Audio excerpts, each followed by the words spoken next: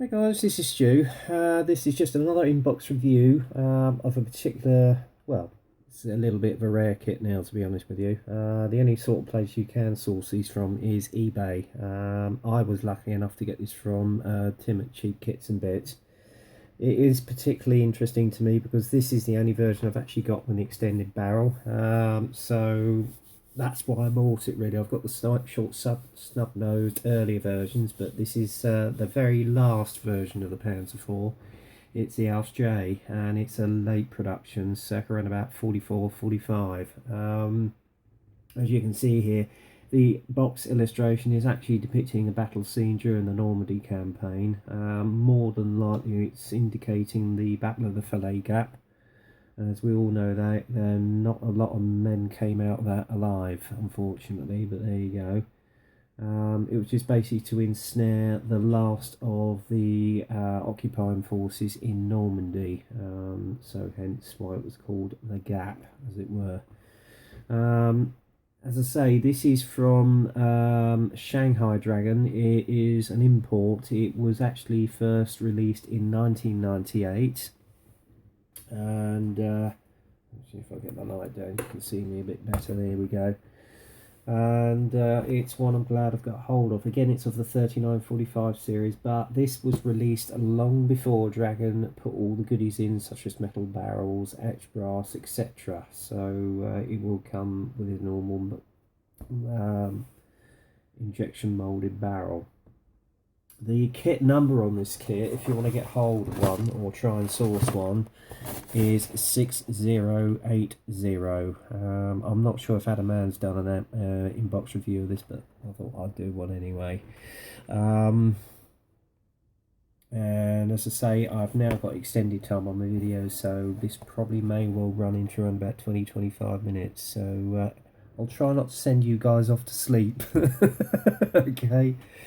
On the side of the box, you've got an illustration of the assembled kit. This is a version you can do with the Schutzen, and obviously the one depicted on the box is without, so you've got the added options of doing around about, I think, 3 or 4 examples on this kit. And then obviously you've got the information on the other side of the box in various languages about the kit itself. Anyway, without further ado, we'll get the instruction sheet out first and run through that for you guys.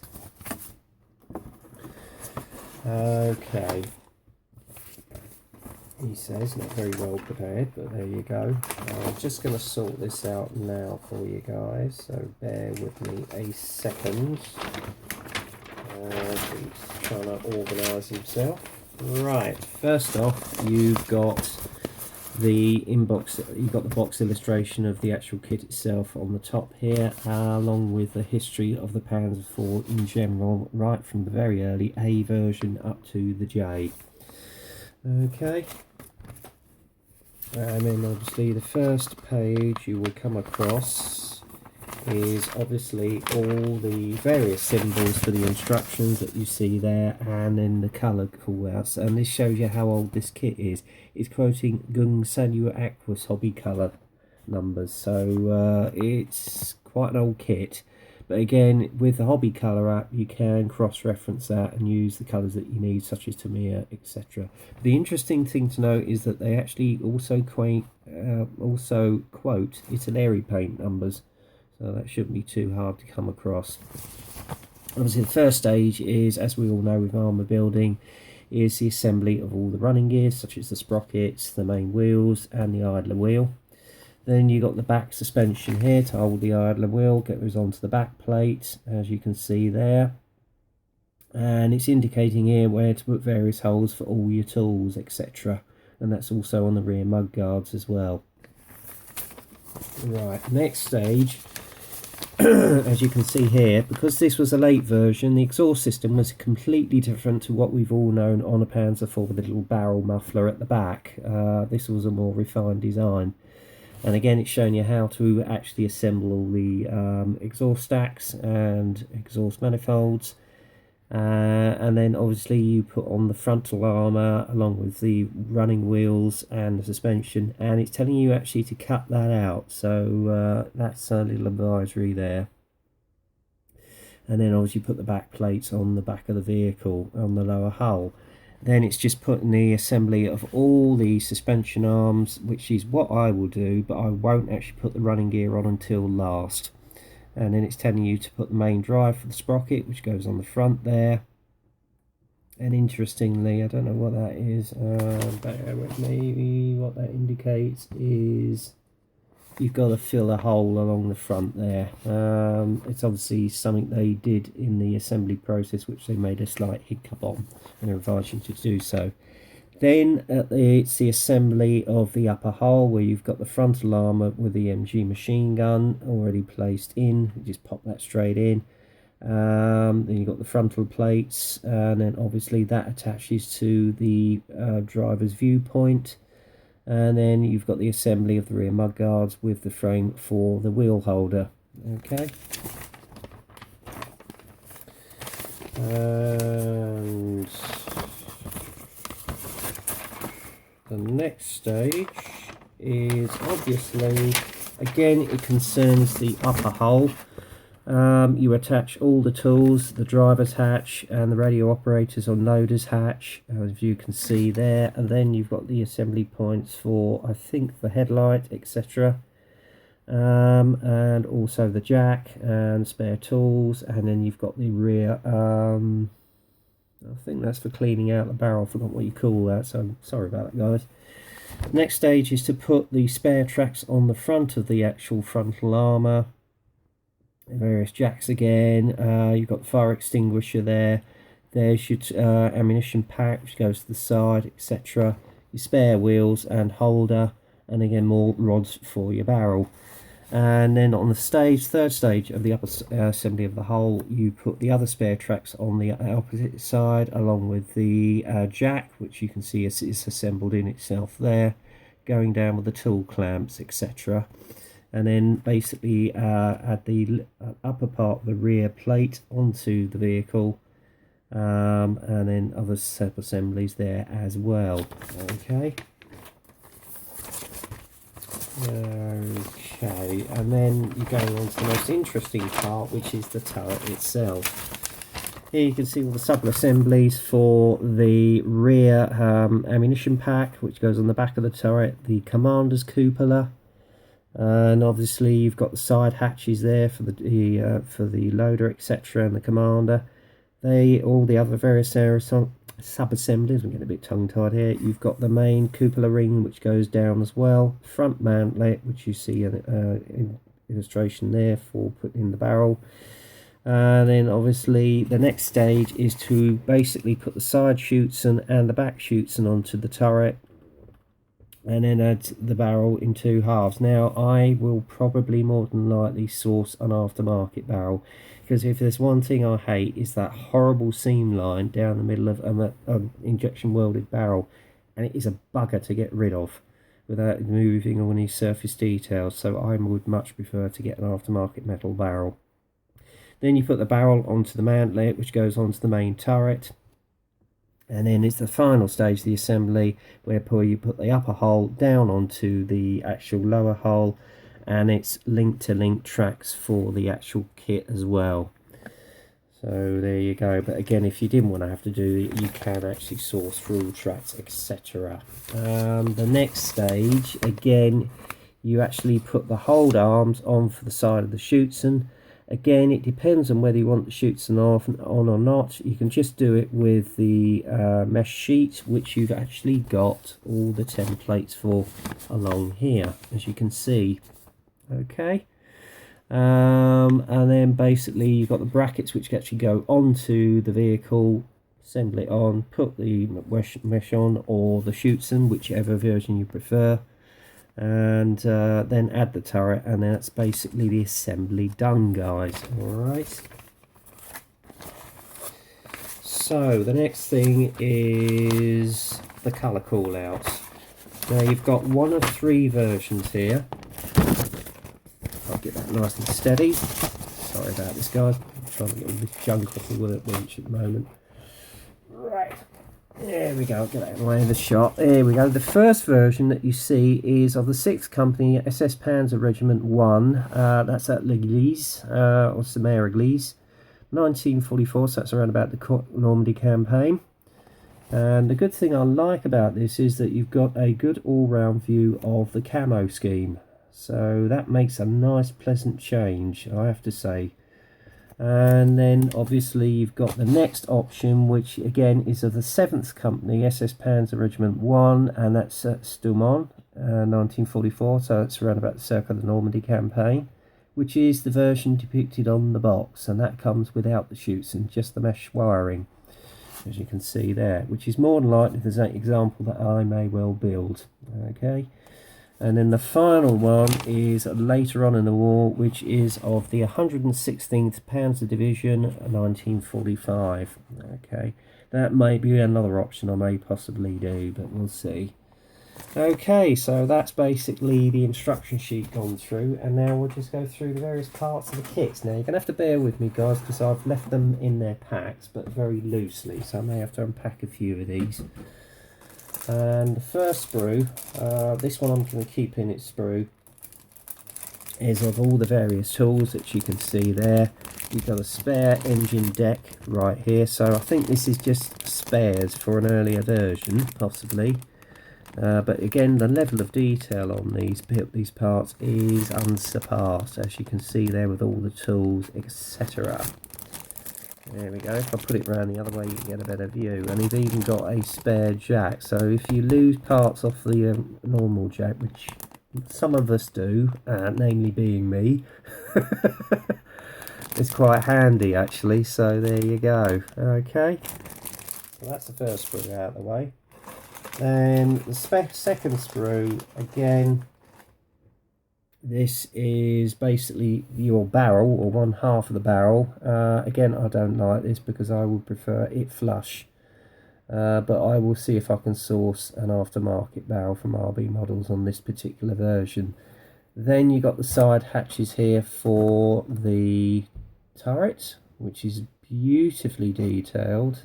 The only thing I am a little bit disappointed is there's not much cast texture on the kit, but again, this was late war. So I would assume that would be the case. And then obviously you've got other spare parts here with all your tool clamps, etc. to go with the Schutzen. And right here, get it in the shot, you've got two halves of the exhaust stack. As you can see, there's the one and only headlight. Again, beautifully detailed. That will come up nicely with a pin wash, I have to say. And some of the jacks there. And there's your rear wheel holder. Okay. And then on the opposite side, you've got the same again with another hatch. I think this is the driver's hatch, possibly. Tool clamps. The other half of the barrel, which you can see there. Okay. And again, spare wheel holder. Few jacks, etc. And then the other half of the exhaust jacks. There you go. Okay. This sprue is more than likely some of the sub-assemblies for your Schutzen, which you see there. Okay, again, it's beautifully detailed and finely moulded. Very nicely done, guys. There you go. And you've also got some spare idler wheels, which you see here. Maybe that's for an earlier version, I have no idea. But knowing with Dragon, you always end up with plenty of spare parts. So that's that. And then obviously we'll go on to the main running gear. I'm only actually going to show you one sprue of this. But the detail again, even on the main drive for the sprocket, is beautifully caught. There is a little bit of weld texture there, as you can see, which is nicely caught, very much to scale. There's one of your main, there's your main sprocket drive, as you can see there, and there's your suspension arms up on the top there, and below that you've got your wheels, which are very nicely moulded, I have to say. So there you go. Okay, so that's that. What else have we got? Oh no, it's just more running gear, so I will actually put that. The interesting thing is you've got some spare drives on here again. but this might depict a slightly earlier version possibly, I don't know. No more spares. And this one I'm not going to take out of the box. That's your spare netting in there, which goes on the side of the vehicle. Obviously you have to cut and mask it out to the templates. And I think these are just spare parts again with a slightly different barrel. Or maybe that's the radio antenna holder, I'm not quite sure. And then more tools, as you can see there.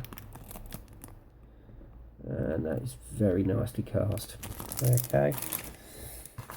Then we come on to one of the most interesting parts of this kit. It is, of course, the upper deck, upper part of the hull. There's very slight sort of world texture on there, as you can see. Might need some Mr. Surfacer on there just to make it more appearing more.